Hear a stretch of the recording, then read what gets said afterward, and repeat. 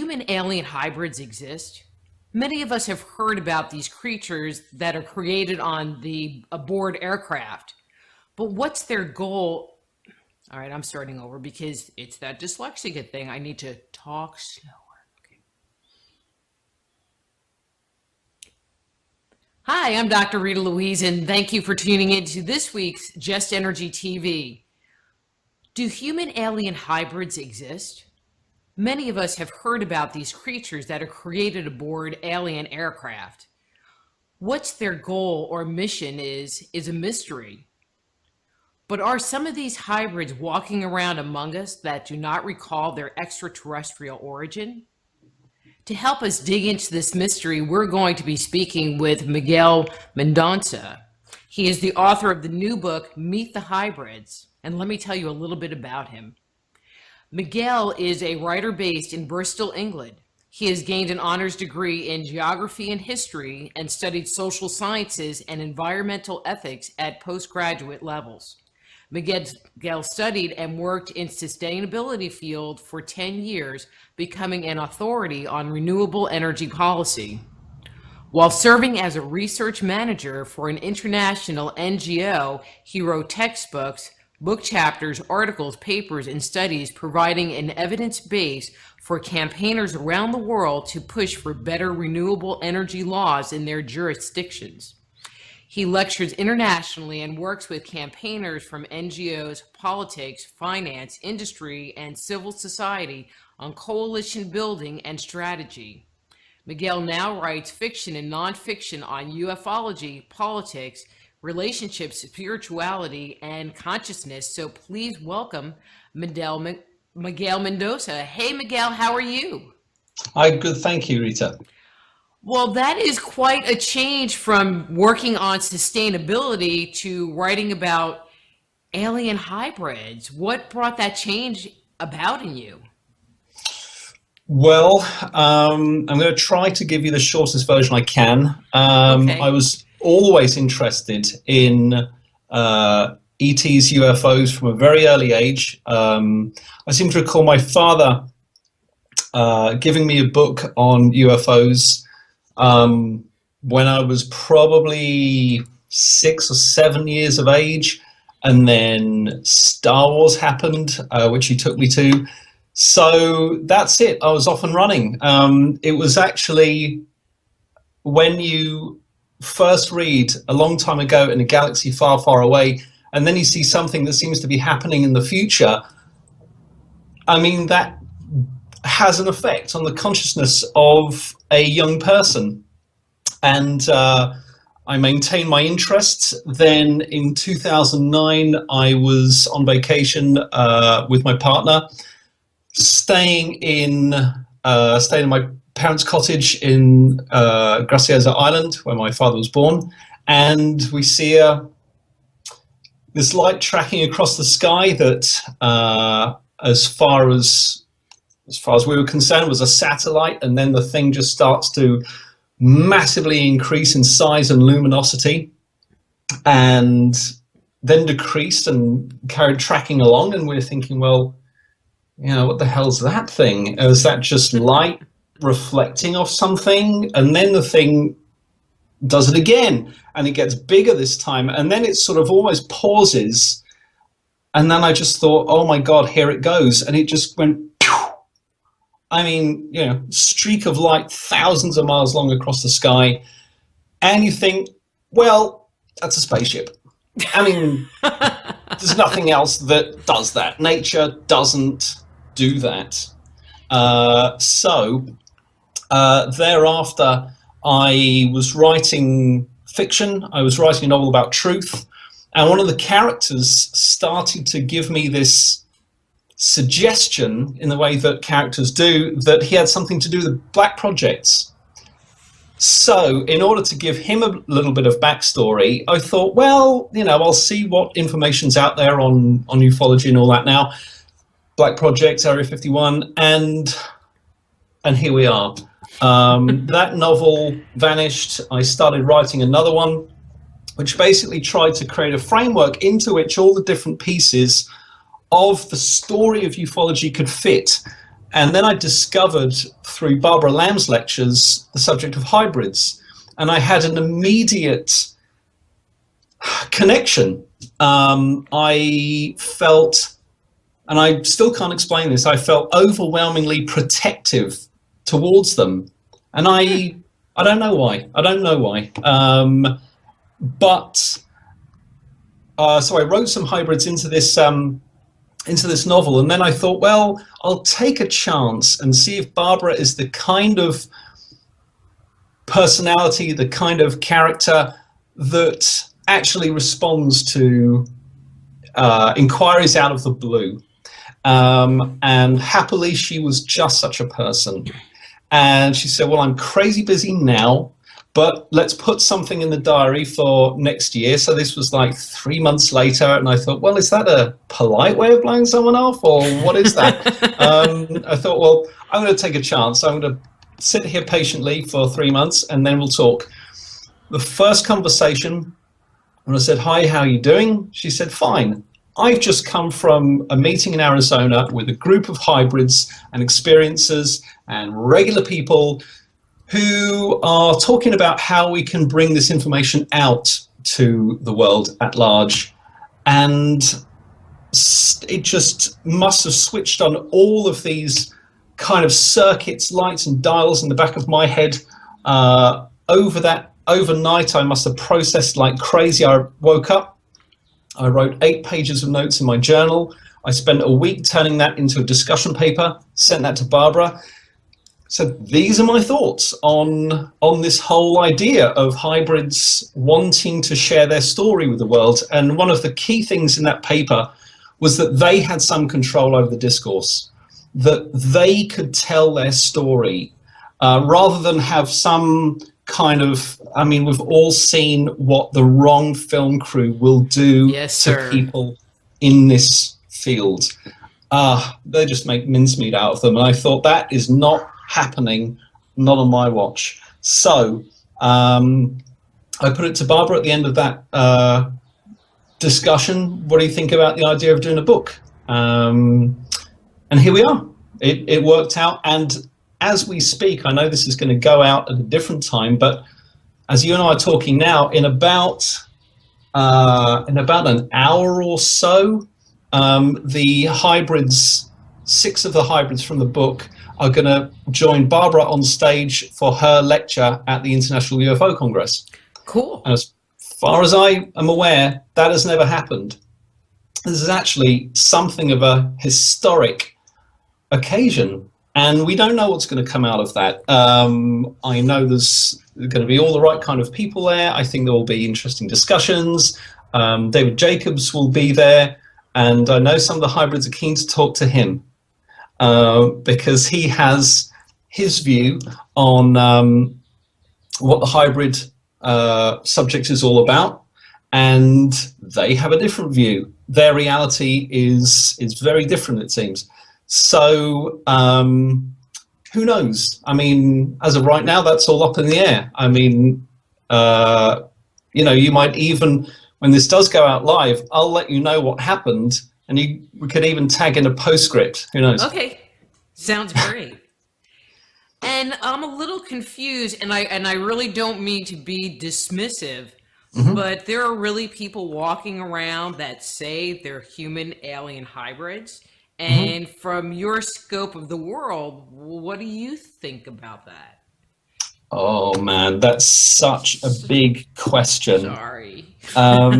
It really is. And one of the reasons I'm keen to have this kind of conversation is that I'm interested because, I sent you a copy of the book and you would have read at least some of that. So quite a bit of it. I'd be interested to kind of kick that around a bit because I'm still trying to figure out what I make of it, because there's at least one moment every day that I'll remember something that happened last year during all of that research, the sort of 8-9 month period, or even conversations since and emails and so forth, because I keep in touch with all these guys, and I think, come on. This is crazy. I have moments where I've been on Skype with them, and there's a voice in my head that says, Mikhail, just ask them, just say, are you really a hybrid? I mean, for real, are you really a hybrid? I mean, I won't tell anyone, just be between us. But, because, yeah, all of that happens, and that's been entirely candid. And I think that most of where that comes from is our culture basically says, no, it's impossible. Einstein said, blah, blah, blah, speed of light, they couldn't get here, etc. So they've got to be lying, crazy, or deluded, or all three. Are they lying? Well, I mentioned that the novel I wrote was about truth. So I was researching that for a certain period of time. Lying, lie spotting, deception, the reason people lie, body language, all of that stuff. And just in general, I would hope that I'm a reasonably savvy person and would have a sense of when I'm being lied to, when, for whatever reason, someone is trying to mislead me about something, and I've never seen that in them. Part of that is consistency. They always say the same things, or they never deviate in terms of where they're coming from. They don't have the energy of liars. Lying takes a great deal of energy, and when I'm talking with these people, they are very relaxed. It isn't like that. You're not seeing leakage. You're not seeing signs that they are uncomfortable. It is not leaking out in their body language, in their hands, in their mannerisms, things like that. So I don't think they're lying. Could they be deluded? I would think to be deluded about something like that, that would have some material impact in your life. These people all have driving licenses, as far as I'm aware. I mean, if you thought these people would be deluded, oh my God, these people shouldn't be on the road. You know what I'm saying? Are there any other ways in which this could not be true? If they're not lying or deluded, I don't know. I don't get a sense of major mental health issues from them at all. I feel like they are just as strong and fragile as all of us.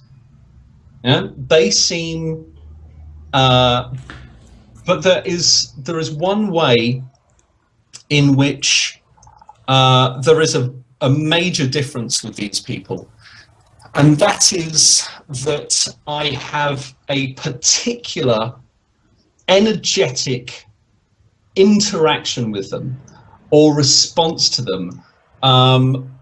I've realized that I'm actually going to have to be kind of careful about this, because the longer I talk to them, particularly Robert Fullington and Juju, or Jojali Cuter, when I talk to those guys, my energy spikes like crazy to the point where it's like oh my God, it's like the top half of my body, every cell in my body is effervescing or is accelerating. And when the first time I really noticed this was when we were doing an interview, Barbara, myself, Juju, and I started to feel this below my elbows, so my forearms, my hands. It's like they were just pulsating, but it was just extraordinary. I have felt that before at one period in my life, but not in conversation with people. And as I was looking down, and my hands would have kind of almost been off camera sort of thing. But Juju happened to mention, Miguel, you have really strong aura in your hands. And I thought, what? You can see that? How is that possible? I mean, that is the moment where I feel like I crossed the threshold, where I had to admit to myself that this thing might actually be legitimate. Not that, and in that moment you realize that you have a lot more doubt than you thought you did. And part of it is that I don't want to believe in anything that isn't true. I want to understand reality in the best way I possibly can. I want to understand the whole thing. How does this work? What is this? Who's here? What am I supposed to be doing? Like, I feel like if I really understood reality, I would kind of know better how to spend my time, if you know what I mean. I'd know better what to do, and how to behave, what to strive for, etc. I mean, I feel like I have a pretty good handle on that these days. I feel like I as they say, follow your bliss, follow the thing that gives you energy. Anything that is taking more energy than it's giving is probably the wrong thing to be doing, for me. So let me just share my experience. Okay, so I've never met somebody that claimed to be a current hybrid, and I've never said this on air, so this is new material for people. But I mean, I work as a medical intuitive and do psychic work and have for years. I have done work, but it's been more on a soul level, and that's the way I'm going to say it, on a soul level with people, where they have had incarnations on the fairy realm. I've interacted with people that have had lifetimes on the earth, but not very many. Like, they've only incarnated here once or twice before, and so they're really uncomfortable interacting with people, and they don't like people because they don't know what to do with them. They don't understand like the social cues. I've had people that had cords to other races, like the Palladians. I've interacted with people that were definitely mantis. I mean, I'd be talking to them, the next thing I know, they got the little arm thing going on. I mean, but it's all like in my third eye, not, right. They didn't like transform, and I didn't see like their eyes like do the whole reptilian snaky thing, which would be kind of cool. But I haven't ever seen that. It just makes me wonder in myself, because that's been my experience. So I can't dismiss it in whole. But if they're just having, past life memories, that kind of soul contact with these groups. And I mean, and because one of the questions that I have, and maybe this would be a good place to bring it up, is has any genetic testing been done on these individuals? Well, no, but during, I believe, Barbara's interview on Coast to Coast a few months ago, just let you kick the telephone across the room. I just unplugged it. Yeah, while she was on Coast to Coast, apparently somebody called in and said, I'd like to do a documentary and pay for everybody to be DNA tested. And it will be, the best DNA testing available. Now, they've all been getting ready for the UFO Congress, so I haven't dived into that discussion. But I have spoken to two of them on the subject. And Juju said, my take on this right from the beginning was that, two things. One is that, would our technology even know what to look for? And would it know it if it found it? Would it be able to identify that? Since, until very recently, people still use the term junk DNA a great deal. The stuff in there, they don't know what it is. Although the last time I checked with a geneticist, she said that junk idea is outdated. we actually do know what that stuff is now. So that's part of it. The other part of it is that, to me, this whole thing is not a material phenomenon, in the sense that that's not the focus of this. What the ETs are trying to get through to us, partly through the hybrids as their reps down here, bridges, ambassadors, is that the whole of existence is really a kind of, well, it's a spiritual journey. I can't think of a better way to say it. It's not a material journey. It's not how much stuff can we acquire and then chuck away and then acquire. I mean, that doesn't make any sense. The most useful thing that we can do is develop spiritually.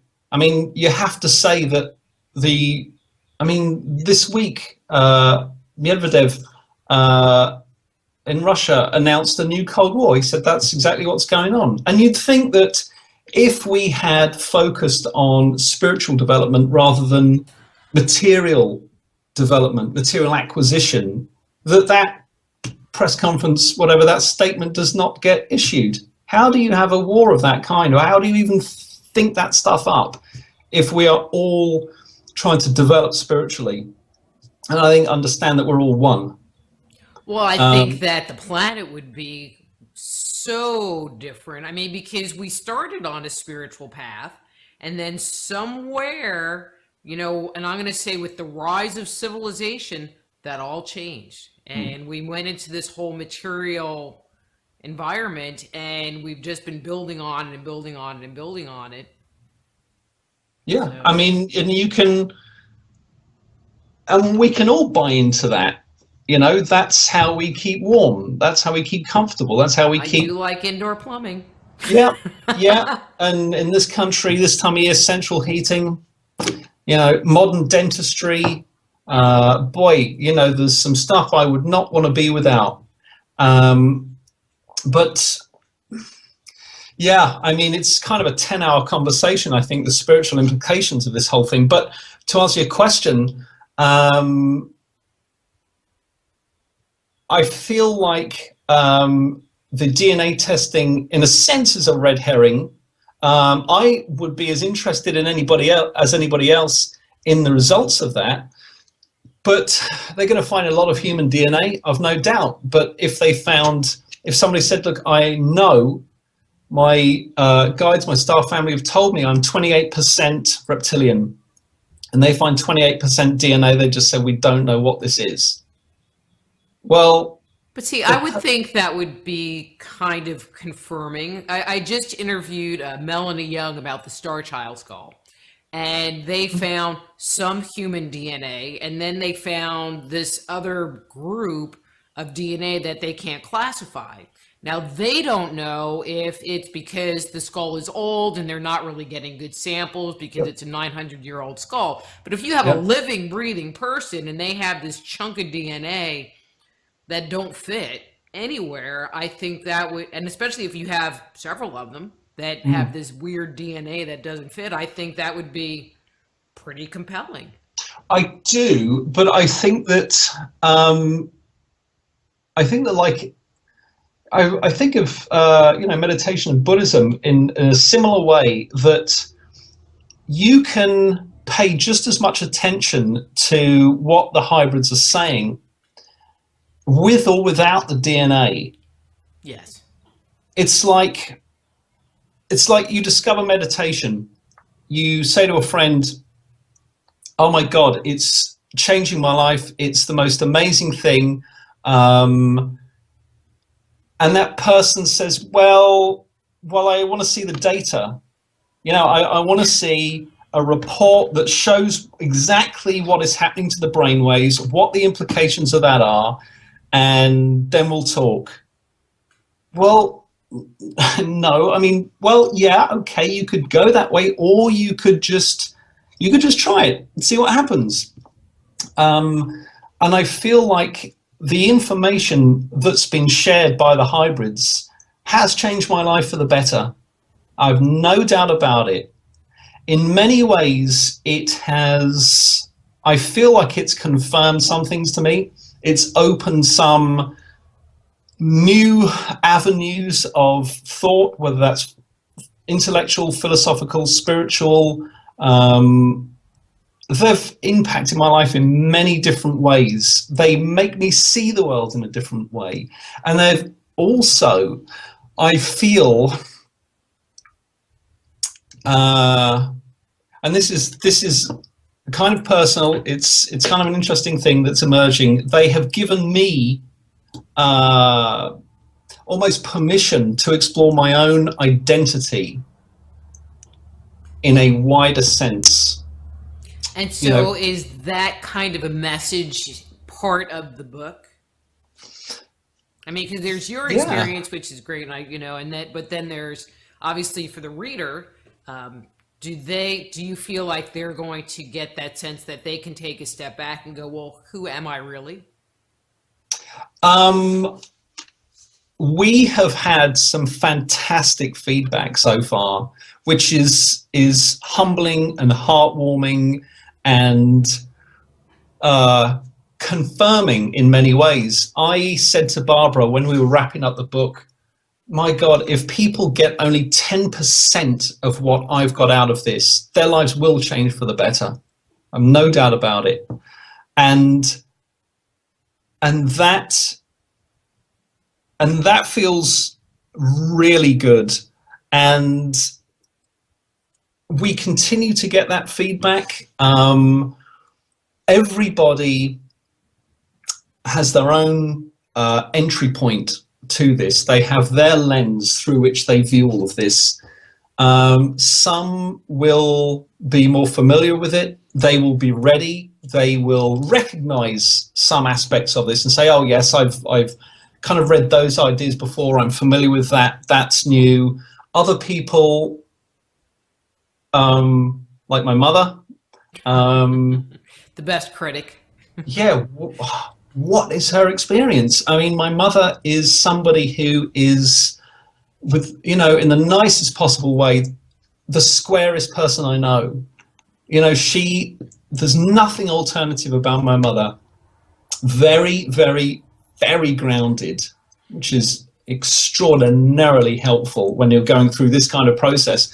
And you want to speak to somebody who says, that's nice, dear, but it's just, not on the same wavelength. But so that helps in terms of pitching, trying to write this at a level where almost anybody can find an entry point. That's why the beginning part of it is a very gentle introduction. You're not hit over the head with ETs and dimensions right off the bat. I try to lead people into it through human culture first. Mm-hmm.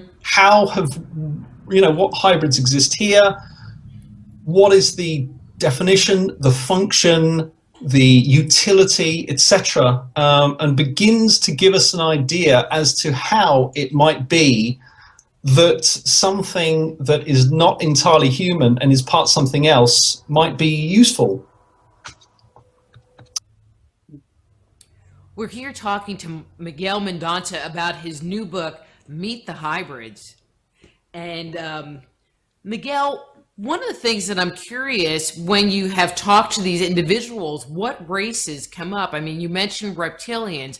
Are they primarily individuals who feel like they are connected to reptilians, or are more alien races part of their background? I think at the last count there was roughly 15. One lady, Jacqueline Smith, has 7 what she calls ET frequencies, and so with human, I guess that's 8, including some I'd never heard of. One of them is the tall white Zetas. Matthew Thomas feels he's connected to the tall white Zetas. Also, the Syrians, the blue race. That's what he calls them. Then Vanessa Lamorte is connected to Syrians from Sirius B, Camelopardians. These guys look like camels. Then, oh my God, I had all of this off pat. There's two ladies who are reptilian. One, Juju, her race, the Farjan from the planet Fargui in Andromeda, the Andromeda Galaxy. She says she's the only representative of her race here, but she was asked to do this, and she, I'm not sure how happy she is with her choices. But see, that's really interesting, because with my clients, I have met ones that came here to do fact finding. Okay. And that they came with this mission, and again, I come back to that. I don't know that they would find genetic stuff, but it was more on a soul level, that their soul chose to incarnate in a human body and have this experience here. So, I mean, I want to talk to those guys. I want to have that conversation, because I feel like that is why I'm here. I was talking to Juju a few days ago, and I said to her, because all the way through the project, it was triggering all sorts of things in me, and this could be happening for any of the readers. Like I said, I started to get a bit bolder about maybe exploring that a bit, and I said to her, look, are there any people that you would recommend I talk to that are psychic enough to see what that is, what I am? And she said, well, you need to look within. That's where it is. That's where the knowledge is. Talk to 10 different psychics, 10 different answers. So I said, all right, I'll buy that, because I'd always thought the same thing, that if I asked, 10 people, I get 10 answers. Where am I? I'm where I started.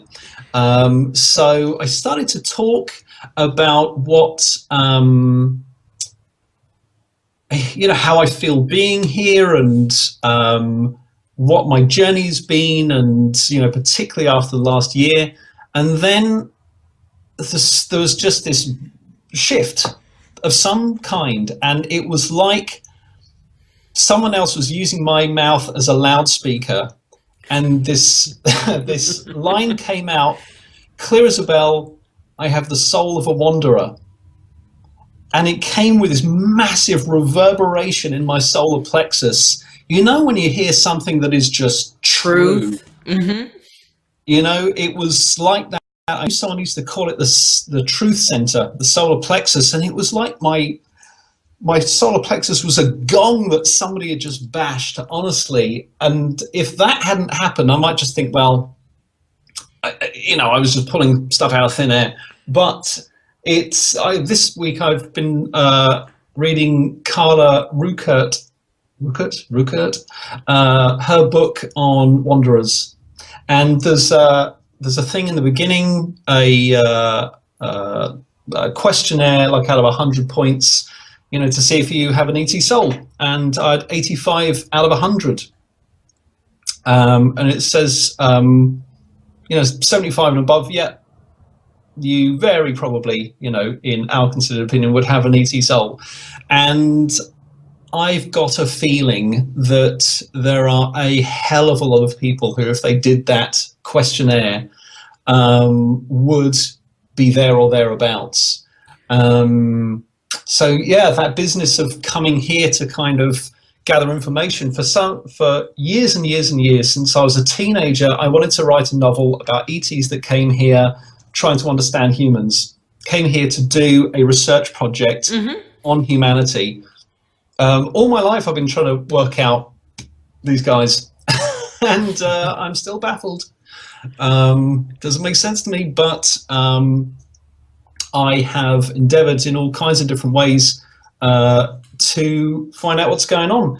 And even I think the research into ETs and hybrids and all the rest of it, you know, I realized after a fairly short period of time that actually it's not really about the ETs. The hybrids are a kind of bridge to the ETs. The ETs are a bridge to everything else. And if we credit what these hybrids say as being true, we have answers to pretty much the top 10 biggest questions humanity's ever thought to ask. And it still feels like that's just the beginning. I'm keen to do a book 2 with these guys, but I think it's going to be a while till I've even formulated big enough questions to ask them. You know what I mean? That does make sense. So one of the things that I'm very curious about, do these people report, and I'm going to say regular births, you know, they were born in this hospital? I mean, so for example, I'm thinking David Jacobs, you know, material where there are the fetal abstractions, or they take the eggs and they're created on the ships, which would imply that, you know, kind of like in mythology, there is the baby swapping series of legends where they have a baby and then their baby disappears and another baby appears, which to me goes, okay, that's kind of ET sounding, and maybe they just put a hybrid into the crib. You know, but are there, I'm not sure how to pull that together. I know that, and I wrote it down, Charmaine talked about her embryo being modified and then implanted or something like that. So do these people report that they were born normally, or, you know, was there... I think Does at that least, make sense? yeah. We're all feeling our way through this thing. Well, it's because it's a really kind of weird topic. Yeah, I mean, I think 4 of them reported having ET genetics introduced while they were in vitro or in utero. So one of them understands that she is the product of a military project. Another has several theories as to how he was created, and two of them are just really food for thought. One of which is that, so this is Robert Fullington. He first met Jacqueline Smith fairly recently, the last couple of years, as I understand it. And when they met, their jaws basically hit the floor, because they knew that they knew each other from the ships. They had this instant recognition, and they were talking away. They both have mantis DNA. Robert has principally mantis DNA. Jacqueline is the lady who has 7 different frequencies. And as they were talking, they spontaneously did this mantis bow, which freaked them out, apparently, because it's not something you can do with regular people. You know, it just happened, and they were able to kind of speak to each other in the different languages that they have. Now, Robert... Now, see, that would be something I would want to film. Oh, boy. Yeah, they're hanging out right now. Right now. Oh, man, it kills me that I can't be at the conference. Oh, I'd love to see all that unfolding. But Robert was talking to, I think, another starseed or hybrid. I think a hybrid, he said, who was more advanced than he was in their understanding. And that guy said to Robert, you know, if you know Jacqueline from the ships and she is X number of years older than you, in human form, it is entirely possible that you have some of her DNA, and that you're effectively a 2nd generation hybrid. And I think I mentioned this in an article or an interview or something somewhere, and Jacqueline hadn't heard that before. They hadn't talked, so she was sent me this email like, "WTF?" question mark. Robert could be my son. What? So this project's had a few of those moments, and also said that somebody had said to him, "Well, look, the mantis beings, they're basically immortal. The ones that he's connected to, they don't really die in the way that we understand. So it is possible that he created himself, because they can just select a new form as required." So everybody's got their own take on this. There's certainly overlaps. There is a fairly detailed description in the book from Vanessa Lamort of this process spinning, which off the top of my head I couldn't do justice to at all. But basically, when new hybrids are being created on the ships, they start off with this kind of essence, this unit of kind of pure gold plasma, and they infuse it with if you like, the physical and metaphysical material from the various parents, and there can be, I'm not sure if there's an upper limit to how many people can chip in,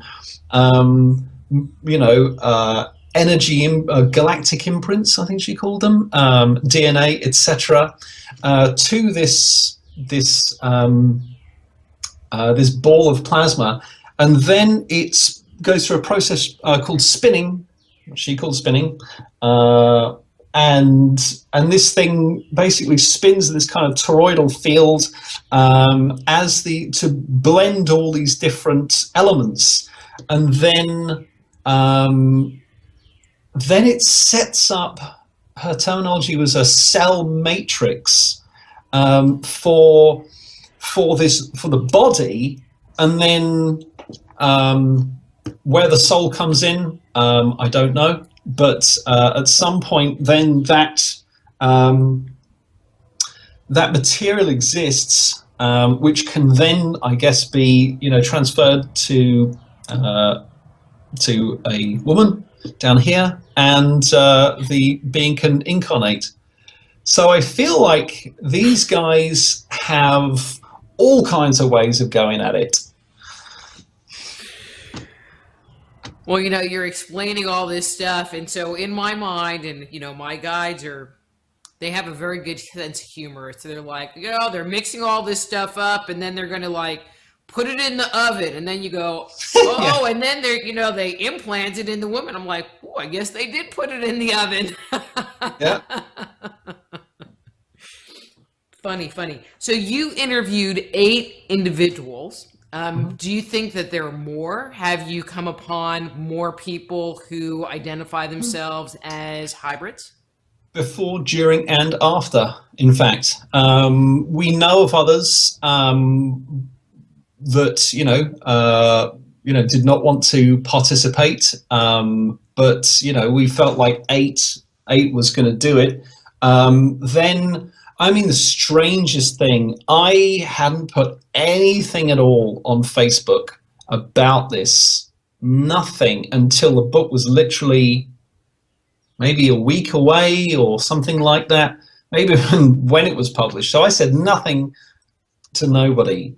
Yet I was getting total random strangers emailing me and say, "What do you think about hybrids?" I'm a hybrid. I'm like, okay, pleased to meet you. And, after a while, we'd done enough interviews and I was getting a feel for the hybrid state of being, so I'd know what questions to ask them. And I have no reason to think that they were not as legit as these guys, no more, no less. And did you find a level of consistency in their stories, even though they had their own spins? In the big picture, did you find a level of consistency? And if so, What was that? Well, I think it is that sense of always difficult childhoods, knowing they were different, seeing craft, energies, spirits, visitations, presences, call it what you will, and then down the line, some moment of confirmation, some experience, some message, some vision, something that said you are a hybrid. And it is common to these people that they just think, oh, thank God, I'm not crazy. I knew it. I knew it. I knew I wasn't crazy. Oh my God, that just really, it came across so strongly that these people have a genuine sense of relief. But for a regular human, if some voice out of the blue, some 7-foot mantis shows up in the bedroom and said, you're a hybrid, well, you're going to be on some pretty serious medication within 24 hours. I mean, you're not going to be, oh, thank God. So we can at the very least say that is common to them.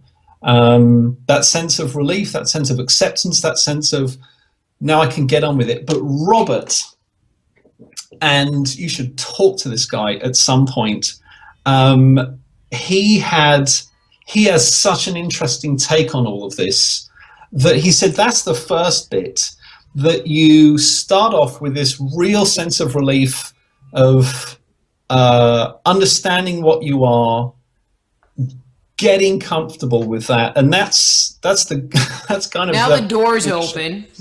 Yeah, but that's the kind of good bit, the initial, you're kind of on an upswing, and then he said you go into what he calls the non-existent zone, and experience the separation effect, where you will be talking to somebody and saying, and the way he described it in the interview, I so wish I could have put verbatim the way he actually described these things, but you got to kind of clean it up a bit for the book, But he was saying, you'll be talking to some person and say, I saw a UFO. And I'm like, oh, okay, cool. And then you will say, I saw an ET. And he said, even in the UFO community, people are like, there's no way you met an ET. What are you talking about? You don't meet ET. What? And then you go into, I'm part ET, and basically the belief just drops lower and lower. And this separation effect begins, in which the more intense the experience, the more people tune out, the more they back off.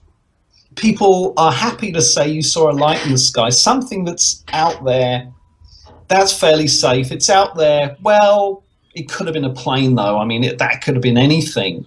But when someone is standing in front of you and saying, I'm part ET, yeah, I'm part mantis, and he does this crazy thing with his wrists where they're double jointed, and yeah, it's and then they start to tell you about the stories, the experiences they've had, and hear some of the funniest. I mean, he's a very funny storyteller without trying, but oh my God, he was telling me about this race that he calls the Goloids. He said, I don't know what they call themselves, but that's what they call them. And they'd come to him. I can't remember the details of the story terribly well, but they'd come to him in the night or something, or was it while they were doing a medical examination or something, and then he was reaching out for some reason, and he put his finger in one of their mouths by mistake, and he was just describing in great detail what their mouths are like, what their skin is like. And all of the hybrids will go to a level of detail which, I mean, people generally don't when they're lying. Do you know what I mean? Mm-hmm. When they're making stuff up, it isn't the same deal. And when you have things like the separation effect, the non-existent zone, that stuff does not come out of thin air. That stuff is the product of someone spending a long time thinking about this stuff. You know what I mean? And not That being able to talk about it. I mean, it's just recently with work like Barbara's and Denise Stoner and Mary Rodwell and those type of people that experiencers are being able to start to come forward and not feel alienated. literally, yeah, Barbara's lectures and her manner in talking about this stuff. I mean, she is talking about the sexual nuts and bolts of abduction and the creation of hybrids in a way that you or I might talk about interior decorating. I mean, I couldn't believe it when I was watching her lectures, because I'd see a lot of people giving lectures, presentations, researchers, experiencers, whistleblowers. They have their style, they have their way of presenting, and most of these guys are very watchable. I mean, there's the reason that they do conference after conference. But Barbara's take on it, I mean, it just cracked me up. You know, it's my partner Louise is just as into this stuff as I am, and because she was with me when we had that sighting, and has also always been into this subject. So we would be watching all this stuff, and then I'd discover something new, I'd send it to her, and vice versa. Watching Barbara's lectures, oh my God, it's a stitch. I mean, this kind of, you know, in the nicest possible way, this little old lady who I mean, a friend of mine said, you know, she looks like a blue rinse Republican, and yet listen to what she is saying. And I said, well, that's kind of the thing of it. And Mary Rodwell is the same. These people look like they could be your mother, your grandmother, you know, that they're just going to bring out tea and brownies. Their way of going at this is so grounded, even though if you talk to them, you get where they're really at, how they really are, how they really think about these things. But they have a way of presenting this which I feel is incredibly important for allowing anyone and everyone to access this in a safe way. There's something in their nature, in their manner, which means that it never comes across as forced or you know, like they've decided this is my strategy. You know, they're just delivering it in a very natural way. And to me, I think it gives more people a way in. Barbara said part of her mission is to normalize this subject, is to say, well, like any other thing, I mean, she's been a marriage counselor for decades. She has kind of seen it all. And when you talk to her about her actual life experiences, oh my God, yeah, she's really seen it all. Well, we're getting very close on time, and I want to ask this one last question. Mm-hmm. Do you think that there is something going on in society, you know, or with the extraterrestrials, that this deeper understanding of who, you know, they're the hybrids. And so this recollection of who they are is obviously coming to the surface. Mm-hmm. Do you think that this is a new phenomena and working to take us to a different level? Do you think that there have been individuals who have had this recollection and just put it in the closet? Any thoughts on that? You know, why this material is coming forward at this point in time? Well, we can certainly say that our planet, life on this planet, is deeply imperiled. Probably no surprise that, you know, the Roswell crash happened where it did at the time it did. All of those, you know, connections with atomic weapons. I was, for a number of years, a professional environmentalist before doing all of this work. So it's evident that we are in an extremely perilous situation for so many reasons, in so many ways.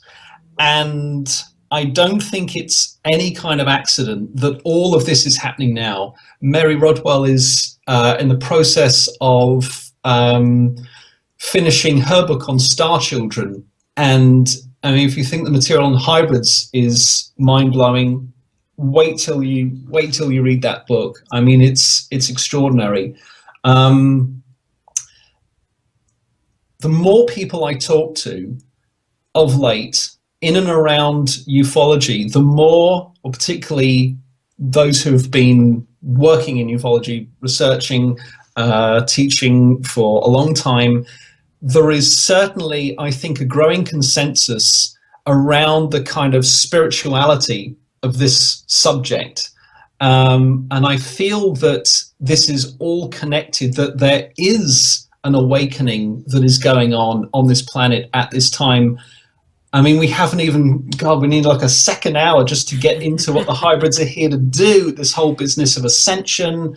I mean, in a couple of sentences, ascension is the process of spiritual evolution. And it seems like the hybrids are being created by ETs coming here almost as cosmic missionaries, that they value spiritual evolution and want to help others achieve it. And so they can't just land here, blow away our free will and just blow our minds and say, well, here's how it is. Here's how things are structured. You will meditate.